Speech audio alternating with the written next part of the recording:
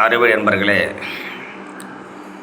இந்தியாவின் 3வது பிரதமர், இந்த தேசத்தினுடைய முதல் பெண் பிரதமர்,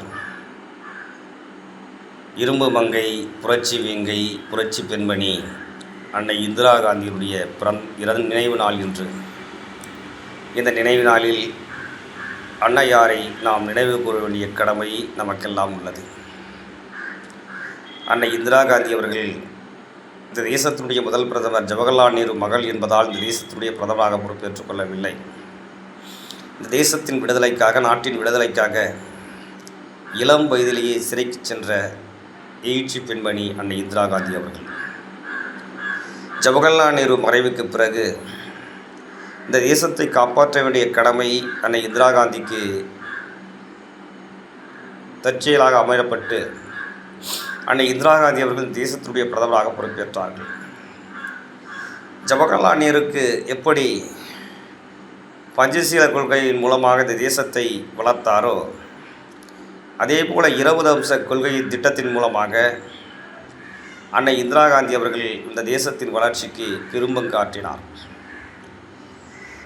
குறிப்பாக பங்களாதேஷ் நாடு என்ற ஒரு நாடு உதயமாவதற்கு தன்னையே முப்படைக்கு தளபதியாக பிரகடனம் செய்து கொண்டு முப்படைக்கும் தலைமையேற்று போரை சீரும் சிறப்பாக முறையில் நடத்தி பங்களாதேஷ் என்கிற ஒரு நாடு உருவாவதற்கு காரணகர்த்தாக அமைந்தவர் அன்னை இந்திரா காந்தி அவர்கள்.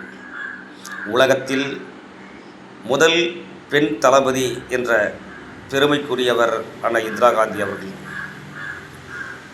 அன்னை இந்திரா காந்தி அவர்கள் அமெரிக்காவுடன் நல்லுறவை பேணி காக்க வேண்டும் என்றுதான் அன்னை இந்திரா காந்தி அவர்கள் விரும்பினார்கள். ஆனால் சுயமரியாதை நமக்கு முக்கியம்,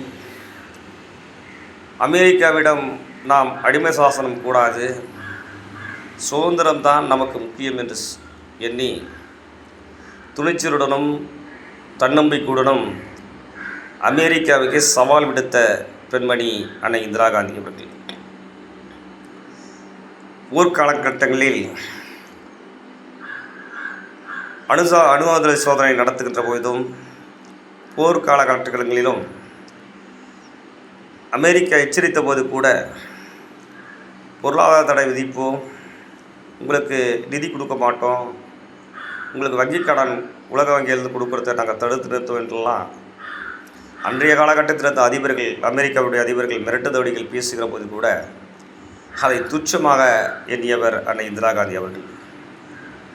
பங்களாதேஷ் போர் நடக்கின்ற பொழுது, சீனாவிடம் போர் நடக்கின்ற பொழுது இந்த போரை நிறுத்தவில்லை என்று சொன்னால் நாங்கள் உங்கள் மீது போர் தொடுக்க வேண்டும் என்று எச்சரிக்கின்ற போது கூட அதை துணிச்சலுடன் எதிர்த்து போராடியவர்கள் அன்னை இந்திரா காந்தி அவர்கள்.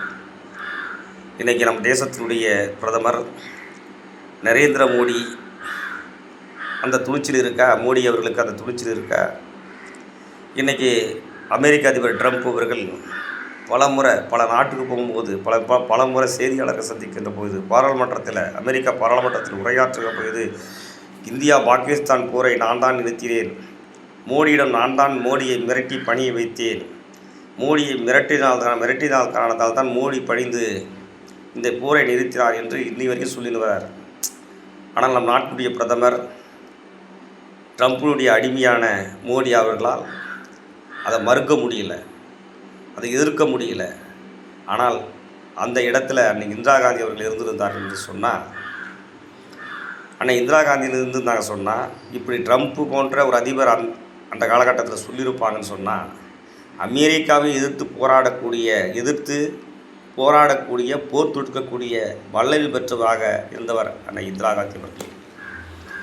முதல் ஓய்வு திட்டத்தை கொண்டு வந்தவங்க அன்னை இந்திரா காந்தி அவங்க.